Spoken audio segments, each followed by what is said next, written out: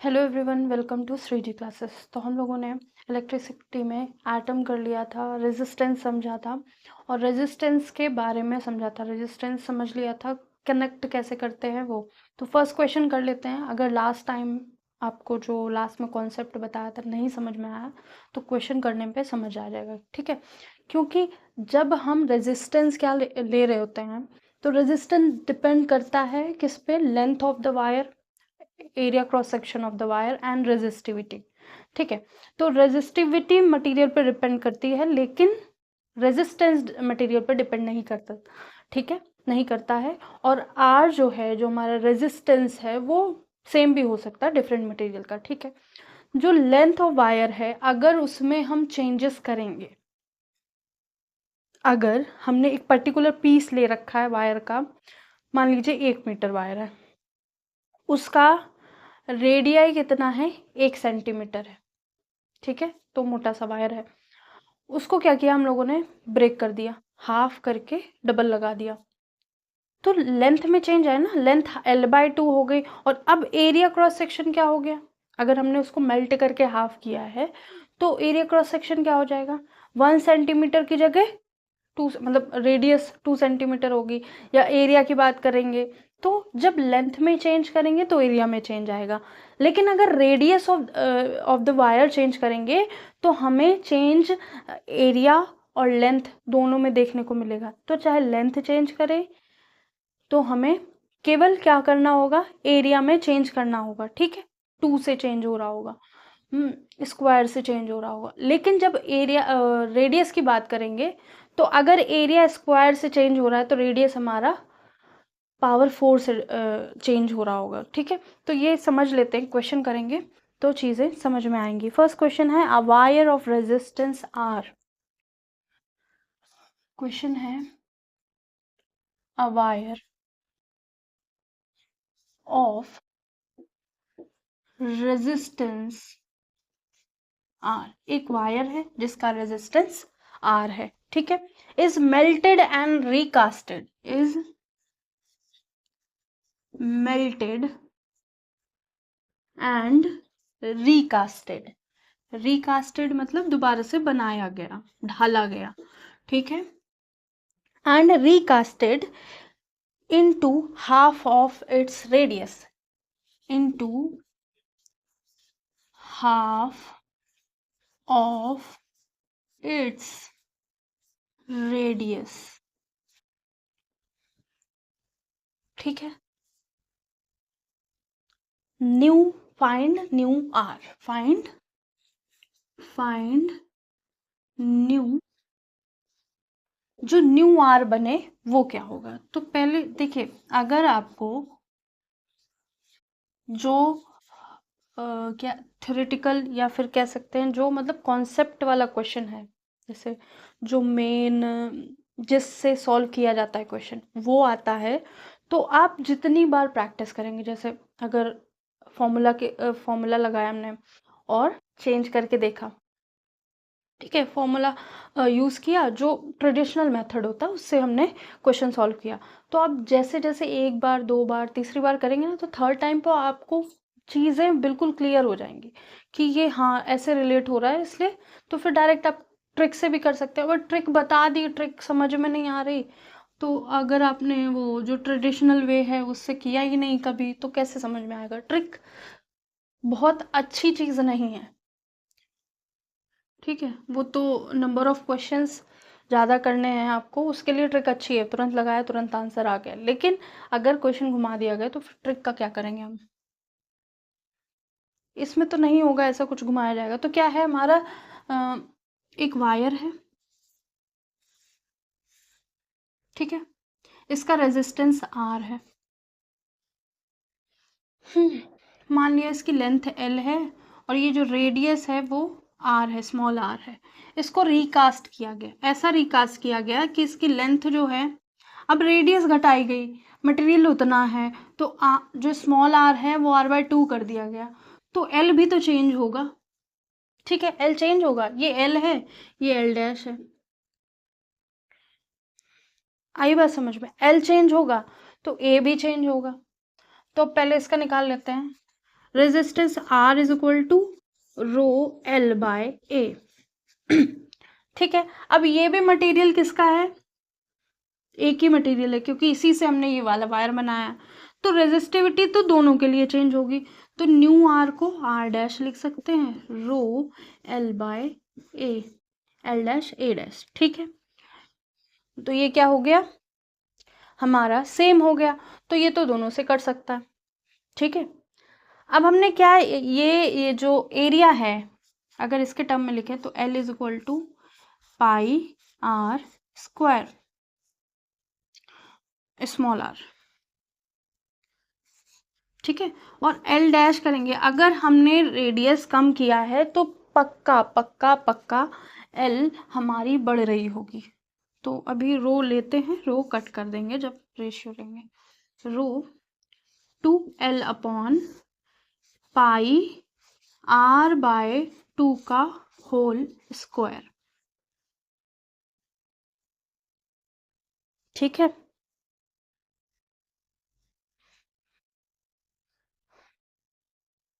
आई बात समझ में इतनी?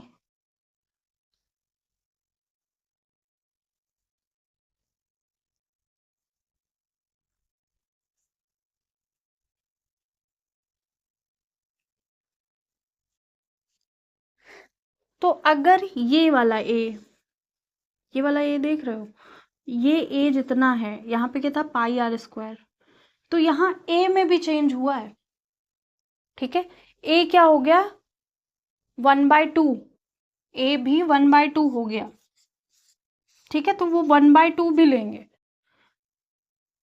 आई बात समझ में? अब ये पूरा ठीक है, तो इतनी बात समझिए। इसको भी क्या करते हैं, एल डैश और ए डैश ही रखते हैं। ठीक है, फिर इसको हम वॉल्यूम इक्वल करके बता सकते हैं कि कितना चेंज आया ना, कभी कभी गड़बड़ हो सकती है, हम 2 ऐसे कैसे लगा रहे हैं। ठीक है, तो L dash upon pi r dash का स्क्वायर। ठीक है, ये अब ठीक है, अभी क्या करना है, इनका वॉल्यूम उसके वॉल्यूम के इक्वल है, तो V1 is equal to V2 है। ठीक है, ये बात हम लोगों को पता है। जो हमारा वायर है वो सिलेंडर के फॉर्म में है। ठीक है, सिलेंडर के फॉर्म में है, तो यहाँ क्या होगा पाई आर स्क्वायर एल, और यहाँ क्या होगा पाई आर बाय 2 का स्क्वायर, और ये क्या है एल डैश, लिख सकते हैं ऐसे। ठीक है, तो अब पाई से पाई कैंसिल, आर स्क्वायर से आर स्क्वायर कैंसिल, तो 4L is equal to L dash हो जाएगा। ठीक है, इतनी बात समझ में आई? तो अब हम आसानी से कर सकते हैं, जो हमारा एल डैश है उसमें 4 का चेंज आया है। ठीक है, और ऐसे हम कुछ भी मतलब ऐसे तिगड़म भिड़ा के अगर आपको बता देते तो नहीं समझ में आता। तो पहले क्या करना है, अगर कोई चीज़ रिकास्ट करी जा रही है तो पहले तो वॉल्यूम निकाल लो, वॉल्यूम में लेंथ में जो चेंज आया वो निकाल लो। ठीक है, जो भी चेंज आया है वो हम निकाल के वहाँ पुट कर देंगे, जो भी हमें ज़रूरत है। ठीक है, अब यहाँ पे लिखते हैं r dash is equal to rho 4L upon pi, और आर में तो चेंज हुआ ही था, आर बाय 2 का होल स्क्वायर।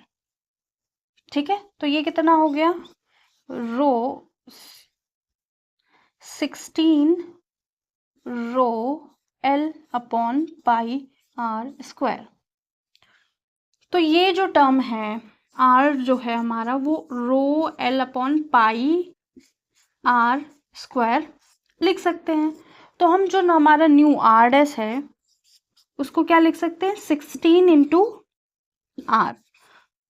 तो न्यू आर जो है हमारा पुराने आर के 16 टाइम्स है, ये 16 गुना है। ठीक है, तो कहाँ चेंजेस देखने को मिले, एरिया में तो चेंज हो ही रहा था क्योंकि जो पाई आर स्क्वायर है वो खुद में एरिया है। ठीक है, अगर वैसे करते कि हमने एल को क्या किया 2L बना दिया, ए में चेंज हाफ पहले ही हो चुका है R/2, तो ये पूरा नीचे 8 हो जाता ना, r/2 का स्क्वायर, तो ऊपर जाके 8 × 2 16 हो जाता, तो वो कुछ कम अच्छा लग रहा था। ऐसे रीजन के साथ आप समझ सकते हैं, ठीक है। तो मेरा कहने का मतलब कि अगर r जो है वो r/2 हो रहा है, ठीक है, तो जो हमारा r' होगा वो 2 की पावर 4r होगा, ठीक है। अगर r/3 हो रहा है तो r' जो होगा वो 3 की पावर 4r होगा, ठीक है। ये बात समझ में आई। अब इसको नोट कर लीजिए, अगर लेंथ में चेंज करेंगे तो एरिया चेंज होगा, ठीक है। वो बात समझ में आई, लेंथ में चेंज करेंगे तो एरिया चेंज होगा। तो इस रिलेशन से कि हमने 2 का चेंज किया और 2 का 4 टाइम हो गया, ठीक है। तो वही वो ट्रिक थी और उसमें कोई जादू नहीं था।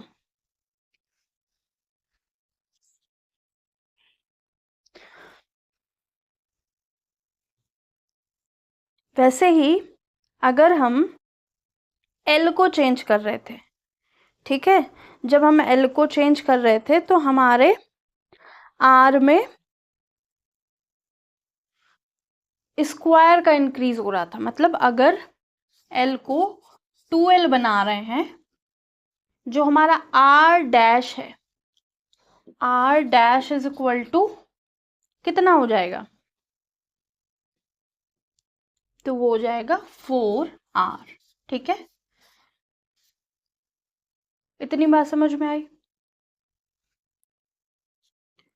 ठीक है। तो ये ट्रिक है। तो जब आप कॉन्सेप्चुअली या ट्रेडिशनल वे जो यूज़ किया जाता है उससे करेंगे तो 2-3 बार करने के बाद आपको चेंजेस देखने को, मतलब आप डायरेक्ट कर लेंगे। तो ये हमको वॉल्यूम इक्वल करके देखना, तो जो चीज़ें चेंज हुई होंगी वो पता चल जाएगी। अगर हम ए चेंज करेंगे तो ए भी क्या हो जाएगा, आर का स्क्वायर हो जाएगा, ठीक है। मतलब जो जितने से चेंज हो रहा होगा उसका स्क्वायर हो जाएगा। अब हम बात करेंगे किसकी, कंडक्टेंस की। इसको नोट कर लीजिए। तो क्वेश्चन एक करके हम बहुत सारी चीजें समझ सकते हैं, ठीक है। तो क्वेश्चन करना जरूरी है।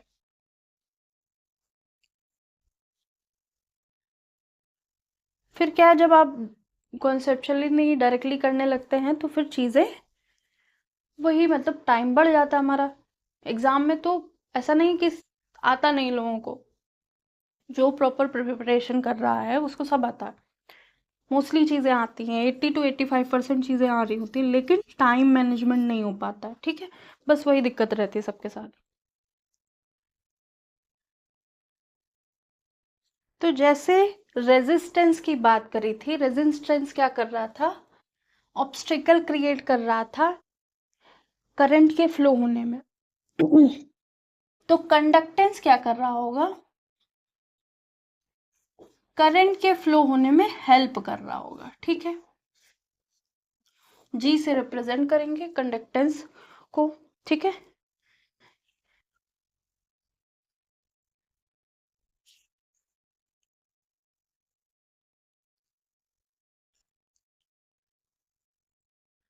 और एसआई यूनिट क्या होगी,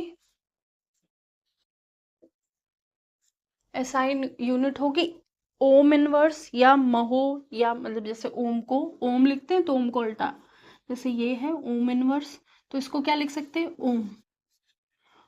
और इसको महो, ठीक है। साइमन लिख सकते हैं, Simon.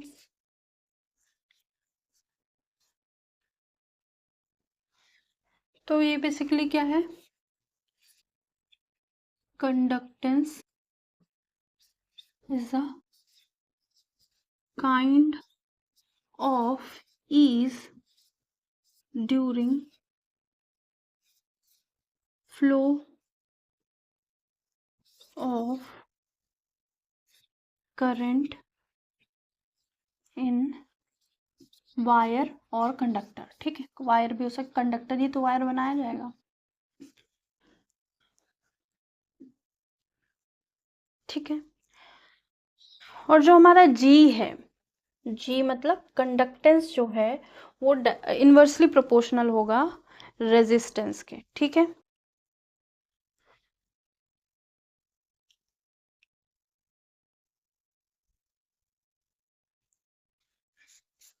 Ji is inversely proportional to resistance, ठीक है। और इसको ऐसे भी लिख सकते हैं, G is equal to conductivity kappa upon 1/r। के क्या है, कंडक्टिविटी, ठीक है।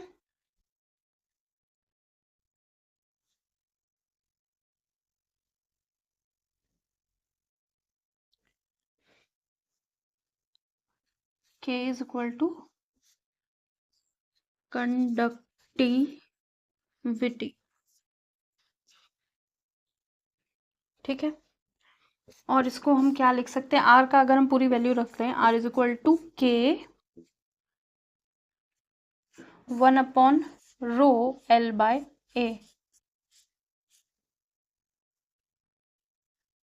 ठीक है। अभी नहीं नहीं नहीं नहीं, कंडक्टिविटी ये आ जाएगा, ठीक है। कंडक्टिविटी 1/ρ के बराबर होती है, 1/ρ के बराबर, ठीक है।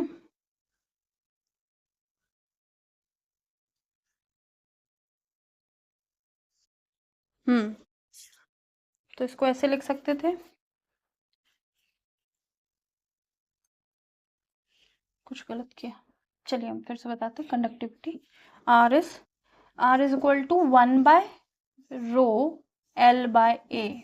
ठीक है।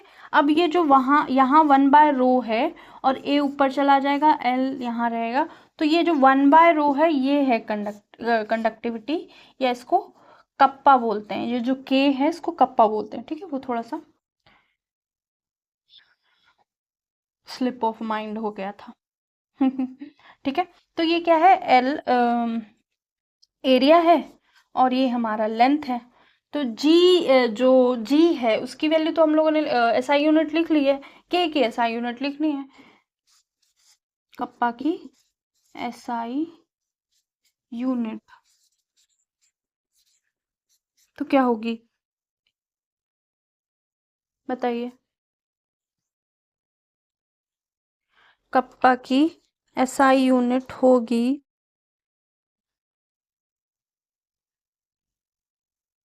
अगर हम यहाँ पे वैल्यू रख के निकालें तो क्या करेंगे, kappa is equal to G/L/A। G की यूनिट क्या है, ओम इनवर्स, एल की क्या है मीटर, ए की क्या है मीटर स्क्वायर, तो 1 मीटर से मीटर कैंसल, तो ओम इनवर्स मीटर इनवर्स, तो एसआई यूनिट कप्पा की क्या हो जाएगी, ओम इनवर्स मीटर इनवर्स, ठीक है। तो होप सो ये चीज़ समझ में आ गई होगी, कुछ डिफिकल्ट नहीं है, इसको नोट कर लीजिए।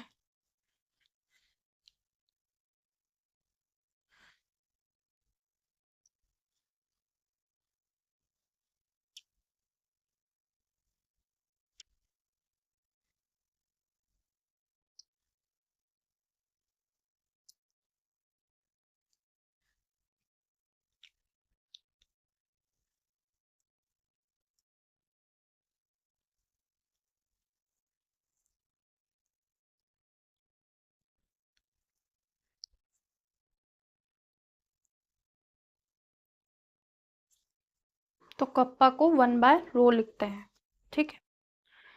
तो रेजिस्टिविटी भी कांस्टेंट है और कंडक्टिविटी भी कांस्टेंट है। अगर रेजिस्टिविटी मटेरियल पे डिपेंड कर रही है तो कंडक्टिविटी भी मटेरियल पे डिपेंड करेगी, ठीक है। और जी जिस तरह रेजिस्टेंस एरिया और लेंथ पे डिपेंड कर रहा है, वैसे जी भी एरिया पे या मटेरियल टेम्परेचर पे, डायमेंशन पे, डायमेंशन वर्ड अच्छा होगा, इसके लिए कि आर और जी डायमेंशन पे डिपेंड कर रहे हैं। ठीक है,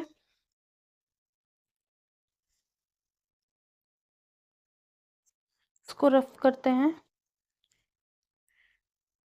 टेम्परेचर का इफेक्ट रेजिस्टेंस पे क्या देखने को मिलेगा, ये देख लेते हैं।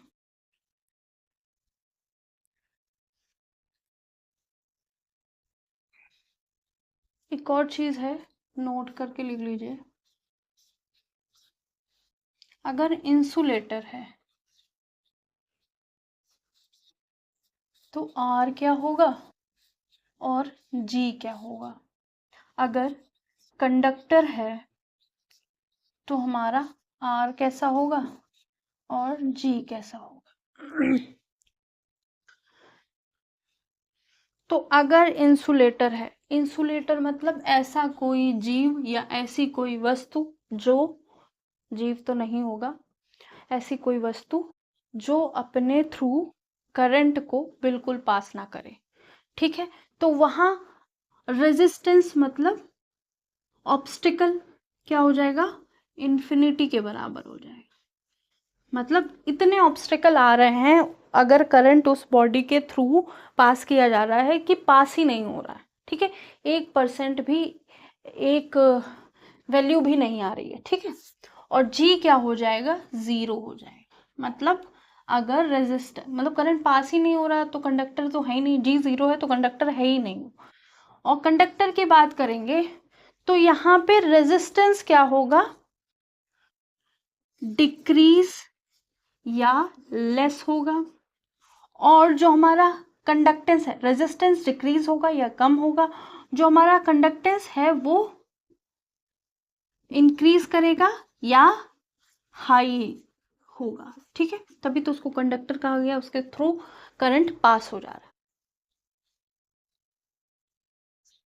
किसके थ्रू, ऑब्जेक्ट या वायर या कोई भी मटेरियल हमने यूज किया है तो अगर हम बात करें कि एक और छोटा सा कॉन्सेप्ट है, यही देख लेते हैं कि जो आर है वो डिपेंड करता है, डिपेंड्स ऑन डायमेंशन।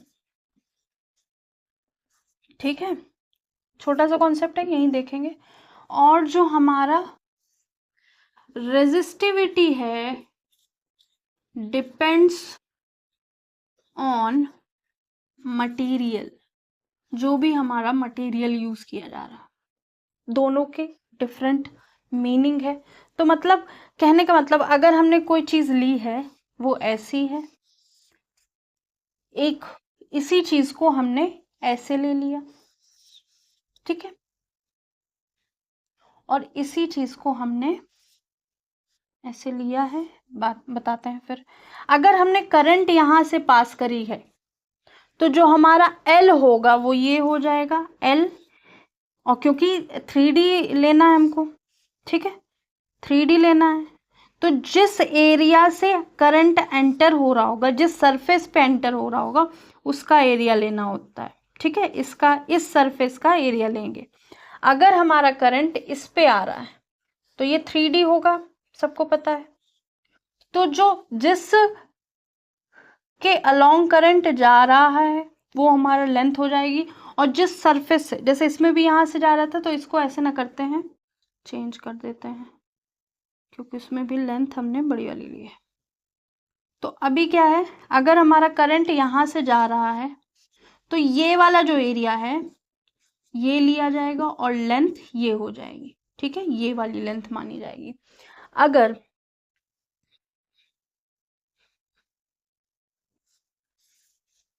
3 डायमेंशन है, ठीक है, इधर से हो गया, इधर से हो गया, अब से, अब इधर से अगर हम करंट पास करा रहे हैं तो ये हमारा एरिया लिया जाएगा और लेंथ हमारी ये हो जाएगी। आई बात समझ में, इतना बहुत सिंपल सा है, तो ध्यान रखना है। तो ये तो बहुत एडवांस लेवल पे आएगा।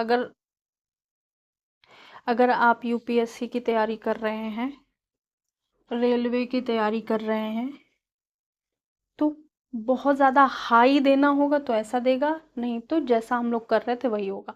ठीक है, रो पे डिपेंड कैसे करेगा? रो पे ऐसे डिपेंड करेगा, मटेरियल हमारा ऐसा हो अमीबा की तरह, ठीक है, इसी मटेरियल को पिघला के हमने ऐसा कर दिया हो, इसी मटेरियल को हमने ऐसा कर दिया गया हो, इस मटेरियल के साथ हम कुछ भी कर रहे हो, रो में कोई चेंज देखने को नहीं मिलेगा, ठीक है। तो क्या है, डायमेंशन पे डिपेंड नहीं कर रहा है, तो इसी मटेरियल का शेप ऐसा हो सकता है, ऐसा हो सकता है, ऐसा हो, कोई भी रो में चेंज नहीं देखने को मिलेगा, हमें केवल आर में चेंज देखने को मिलेगा। इसको लिख लीजिए।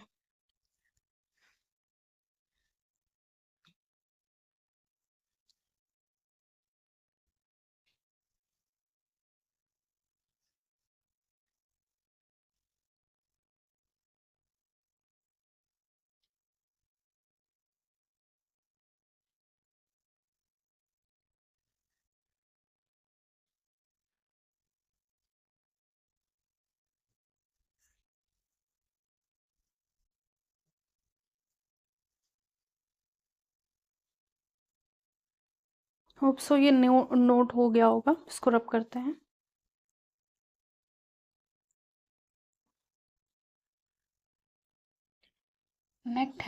नेक्स्ट है heading effect of temperature on resistance. Resistance पे क्या फर्क देखने को मिलेगा हमको अगर हम टेम्परेचर चेंज करें तो, ठीक है।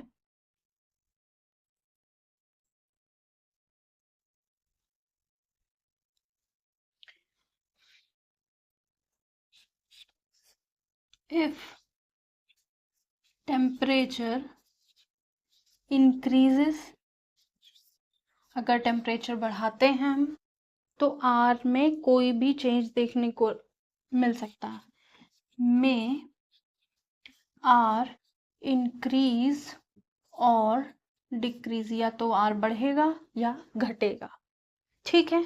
ये किस पे डिपेंड कर रहा है टेम्परेचर? ये सब डिपेंड कर रहा है मटेरियल पर, डिपेंड्स ऑन मटेरियल, ठीक है। ठीक है, दो कंडीशन बन सकती हैं कि या तो हमारा टेम्परेचर बढ़ेगा या घटेगा, तो केस 1 ले लेते हैं इधर और केस सेकंड ले लेते हैं इधर, लिख लेते हैं केस फर्स्ट और केस सेकंड, दो केस बन गए, ठीक है। हाँ, अभी क्या कर रहे हैं, अगर हम टेम्परेचर बढ़ा रहे हैं, हमारा रेजिस्टेंस बढ़ रहा है, तो टेम्परेचर हमारा हम इंक्रीज कर रहे हैं और रेजिस्टेंस हमारा बढ़ रहा है, तो टेम्परेचर डायरेक्टली प्रोपोर्शनल है रेजिस्टेंस के, तो ये जो मटेरियल है it must B conductor in nature, तो ये शोन बाय कंडक्टर्स, जो कंडक्टर्स होंगे जो करंट को अपनी बॉडी के थ्रू पास करा लेंगे, उनमें ये क्वालिटी देखने को मिलेगी, ठीक है। और अगर टेम्परेचर बढ़ाने पे, जैसे यहाँ पे टेम्परेचर बढ़ाया तो क्या हुआ, रेजिस्टेंस बढ़ गया, तो टेम्परेचर बढ़ाने पे रेजिस्टेंस कम हो रहा है,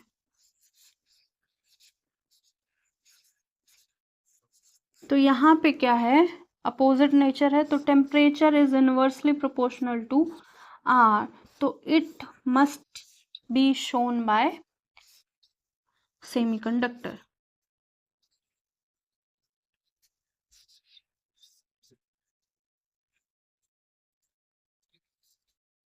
ठीक है। कहने का मतलब कि कंडक्टर तो हमारा वैसे भी करंट फ्लो कर रहा है, ठीक है, करंट फ्लो कर रहा है, अगर हमने टेम्परेचर बढ़ा दिया तो और तेजी से जो मॉलिक्यूल्स थे, जैसे ये हमारा वायर है, ये करंट फ्लो हो रहा है, ठीक है, तो इसके अंदर का मटेरियल जो है ना वो स्टेबल स्टेट पे, ठीक है, और ये निकल जा रहे हैं, थोड़ा बहुत ऑब्स्टेकल देखने को मिल रहा है, अगर हमने टेम्परेचर बढ़ा दिया इसको गर्मी दे दी या हीट कर दिया, तो क्या हुआ, ये जो पार्टिकल है ना ये भी मूव करने लगेंगे, उनमें कुछ ना कुछ वाइब्रेशन, कुछ ना कुछ चेंज इन पोजीशन देखने को मिलेगी। ठीक है, जब चेंज इन पोजीशन देखने को मिलेगी, जो तो हमारा करंट घूम रहा है या जाने की कोशिश कर रहा है, वो उनको बहुत सारे ऑब्स्टिकल देखने को मिलेंगे, क्योंकि ये जिस पोजीशन से जा रहे थे मीन पोजीशन से इधर उधर हो गए हैं, तो इनको ऐसे ऐसे ऐसे जाना पड़ेगा। ठीक है, तो रेजिस्टेंस भी बढ़ रहा है। और ये क्या है, सेमीकंडक्टर की क्वालिटी है कि मतलब हमारा सेमीकंडक्टर ऐसा है, इसमें पहले तो कोई करंट ही फ्लो नहीं हो रहा है। ठीक है, सेमीकंडक्टर में जब कोई टेम्परेचर नहीं दिया गया है उसको, तो कोई करंट ही नहीं फ्लो कर रहा है, जो जैसे थे पार्टिकल वैसे हैं। अब जब हमने इनको टेम्परेचर दिया, तो जो इनके पास फ्री इलेक्ट्रॉन थे वो क्या हो गए, वो मूवेबल हो गए, अब वो फ्री इलेक्ट्रॉन घूम सकते हैं। तो जब टेम्परेचर कम था तब तो वैसे भी करंट पास नहीं हो रहा था, और जैसे हमने टेम्परेचर बढ़ाया तो करंट पास होने लगा। इसका मतलब रेजिस्टेंस पहले के रिस्पेक्ट में कम हुआ है, एक्चुअल में रेजिस्टेंस कम नहीं हुआ है। सेमीकंडक्टर क्या होता है कि नॉर्मल टेम्परेचर पे करंट पास नहीं करता, तो थोड़ा सा टेम्परेचर उसका बढ़ाना पड़ता है, तो उसके जो इलेक्ट्रॉन्स फ्री नहीं होते हैं या फ्री होते हैं, अंदर ही चुपचाप बैठे होते हैं, वो एक्टिव हो जाते हैं, एक तरह से फ्री हो जाते हैं मूव करने के लिए। ठीक है, तो जब फ्री हो जाते तो इससे कुछ, पहले तो कुछ ही नहीं पास हो रहा, तब कुछ पास हो रहा, तो इसका मतलब रेजिस्टेंस कम हो गया, कि मतलब रुकावटें कम हो गई करंट के पास होने में।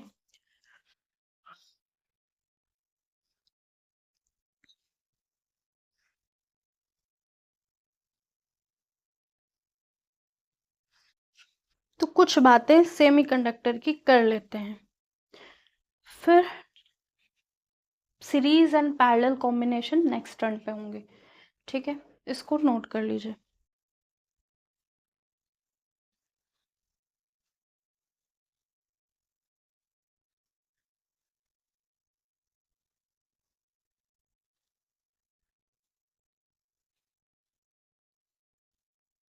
अगर कुछ फास्ट लगा हो तो आप रिपीट करके देख लीजिएगा, चीज़ें बहुत ही सिंपली बताई गई हैं, थ्योरी इतनी ज़्यादा नहीं जितना आप हिंदी में लिख लेंगे, बाकी सब में रिलेशन यही लिखना है।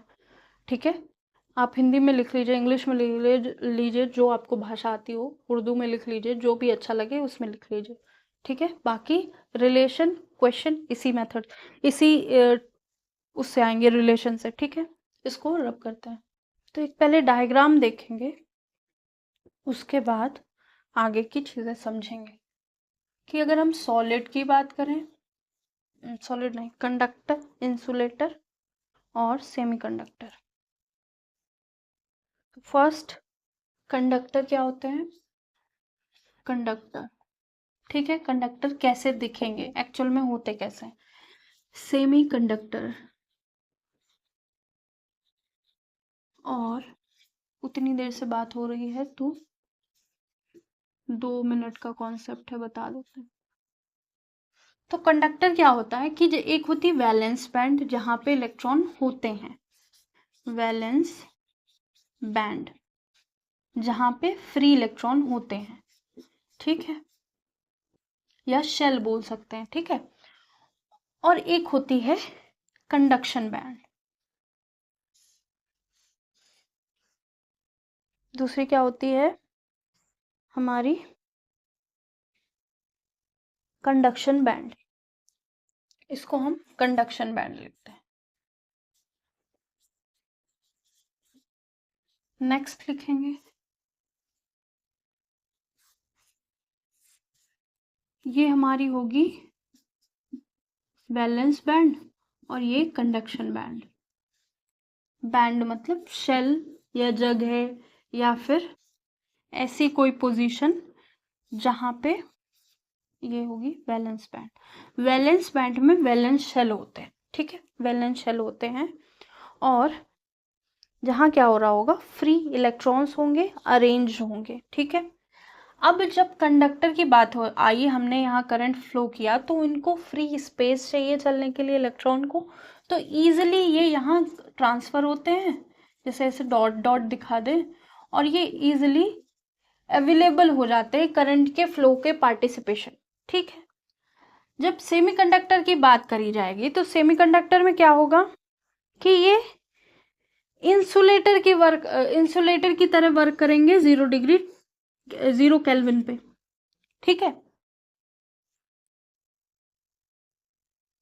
या 0 डिग्री टेम्परेचर पे बात कर सकते हैं। तो कुछ कुछ ऐसे हैं कि लो टेम्परेचर पे भी काम कर रहे हैं किसकी तरह, सेमीकंडक्टर पे, तो इसलिए केल्विन 0 केल्विन क्या है, लोएस्ट टेम्परेचर है, यहाँ पे ये इंसुलेटर की तरह काम कर रहे होंगे। इंसुलेटर के मतलब यहाँ पे कोई करंट का पास नहीं फ्लो होगा, करंट नहीं फ्लो होगा अगर हम इसमें टेम्परेचर का चेंज ना दिखाएं। तो हमने क्या किया, इसको हल्का सा गर्म कर दिया, 0 केल्विन से बढ़ गया। तो ये इतना स्पेस होता है वैलेंस बैंड और कंडक्शन बैंड के बीच में कि ये कवर किया जाता है, ये इलेक्ट्रॉन यहाँ पहुंच जाते हैं और करंट का फ्लो इजी हो जाता है, ठीक है। जब हम इंसुलेटर की बात करेंगे तो अगर यहाँ इलेक्ट्रॉन हैं और वैलेंस बैंड के बीच में गैप बहुत ज़्यादा होता है कि अगर हम टेम्परेचर बढ़ा भी दें, अगर हम टेम्परेचर बढ़ा भी दें तो इतना इनके पास एनर्जी नहीं होती है कि ये यहाँ पहुंच पाए, इसलिए उसको इंसुलेटर कहते हैं और करंट तो फ्लो ही नहीं होगा। तो ये है कॉमन डिफरेंस। तो सेमीकंडक्टर के बारे में बात करना है तो behaves as insulator at 0 kelvin. तो यहाँ लिख सकते हैं semiconductor behaves as a insulator at 0 kelvin, या फिर when temperature is 0 kelvin, when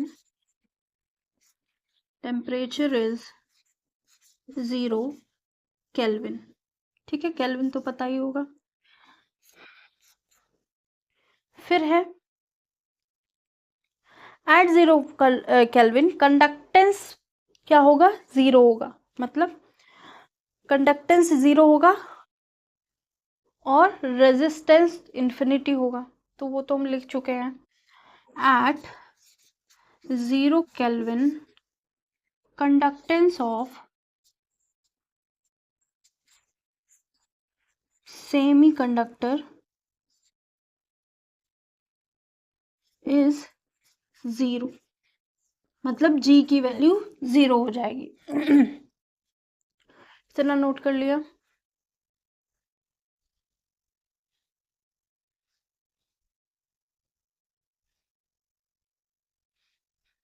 और जब लो टेम्परेचर की बात हो रही है तो एक बात कंडक्टर की भी लिख लेते हैं कि लो टेम्परेचर पे जो हमारा कंडक्टर है वो सुपर कंडक्टर की तरह यूज हो, मतलब फ्री इलेक्ट्रॉन तो है ही, कुछ भी करें हम टेम्परेचर वो करंट पास होना ही है। हमने कुछ क्या किया, टेम्परेचर को कम किया, तो हमारे जो एटम्स का वाइब्रेशन हो रहा था, ठीक है, जो एटम्स का वाइब्रेशन हो रहा था वो कुछ स्टेबल हो गया, वो कुछ कम हुआ, तो हमारे इलेक्ट्रॉन इजीली मूव करने लगे, तो सुपर कंडक्टर की तरह वर्क करने लगा हमारा कंडक्टर, ठीक है। तो क्या लिख सकते हैं यहाँ पे, at very low temperature, at very low temperature conductor behave as super conductor, मतलब जब डिस्टरबेंस रहा ही नहीं तो इजीली करंट फ्लो होगा, फिर भी कुछ ना कुछ तो होगा ही डिस्टरबेंस। अब सुपर कंडक्टर के लिए एक लाइन लिख लेते हैं, फिर हम सीरीज कॉम्बिनेशन और कॉम्बिनेशंस पढ़ेंगे, पैरेलल कॉम्बिनेशन और मिक्स्ड कॉम्बिनेशन। वो जो क्वेश्चन पूछ लिए जाते हैं बहुत ज़्यादा आते हैं, तो वो पूरा 10 मिनट में ख़त्म नहीं कर सकते, उसके क्वेश्चन भी आते हैं बहुत ज़्यादा, तो उसको पूरा 40 to 45 मिनट्स 50 मिनट देने पड़ेंगे, तभी हम कवर कर पाएंगे, उसके क्वेश्चन भी करने होंगे। ये तो फैक्चुअल हैं, आ सकते हैं, ठीक है। इसको हो गया होगा, इसको रब करते हैं।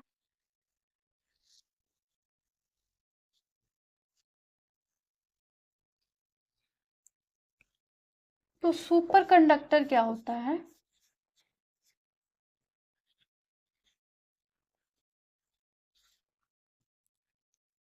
ये लिख लेते हैं। Super conductor,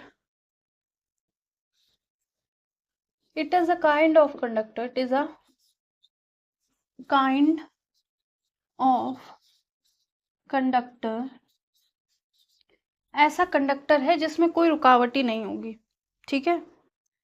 which provide minimum resistance, which provide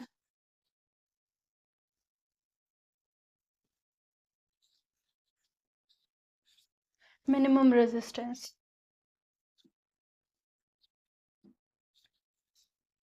ठीक है। तो ये है सुपर कंडक्टर की बात। सुपर कंडक्टर कहने का मतलब कि वो वैसे भी करंट फ्लो कर रहा है नॉर्मल टेम्परेचर पे, रूम टेम्परेचर पे, या रूम से अबव, या रूम टेम्परेचर से डाउन टेम्परेचर पे। हमने क्या किया, उसका टेम्परेचर कम कर दिया। टेम्परेचर कम करते ही जो पार्टिकल्स का मूवमेंट था वो कुछ कम हो गया, तो इलेक्ट्रॉन हमारे इजीली मूव होने लगे, करंट का फ्लो इजीली होने लगा, इसलिए उसको, ऐसे कंडक्टर्स को सुपर कंडक्टर कह दिया गया। और रेजिस्टेंस मिनिमम का भी कुछ मिनिमम होता है, उतना रेजिस्टेंस इसमें देखने को मिलेगा, उतनी रुकावटें करंट के फ्लो होने में देखने को मिलेंगी, ठीक है। तो आई होप आज की क्लास समझ में आ गई होगी, इसको नोट कर लीजिएगा। और अगर कुछ लगा हो कि फास्ट है बहुत, तो आप दोबारा से देख लीजिए, चीज़ें बहुत ही क्लियर है। अगर कोई सोच रहा हो ना कि ये फ्री बैच है, तो उसको सही बता दें, ये अगर ऑफलाइन बच्चे पढ़ रहे होते तो ये 10,000 का बैच होता है, 10 से 12,000 का, ठीक है। ऑनलाइन जो पढ़ते हैं तो उनके लिए हाफ तो देना ही पड़ता है, हाफ तो देते नहीं, तो हाफ नहीं देते तो 3000 के आसपास देते हैं। तो उनको, जिनको लग रहा है ना फालतू है, तो फालतू तो नहीं है, ठीक है। अगर इसी को पेड बैच में पढ़ाया जाए तो जो चीज़ें बोल रहे हैं वो कुछ लिखवा भी दी जाती हैं, ठीक है, या फिर रिटन नोट्स उनको प्रोवाइड कर दिए जाते हैं। बाकी जो चीज़ बोली जा रही हैं वो एज इट इज़ क्वेश्चन में आती हैं, ठीक है। तो इसको लिख लीजिएगा, अपने नोट्स प्रॉपर बना लीजिएगा, और लाइक, सब्सक्राइब और शेयर कीजिएगा। आज के लिए इतना ही, थैंक यू।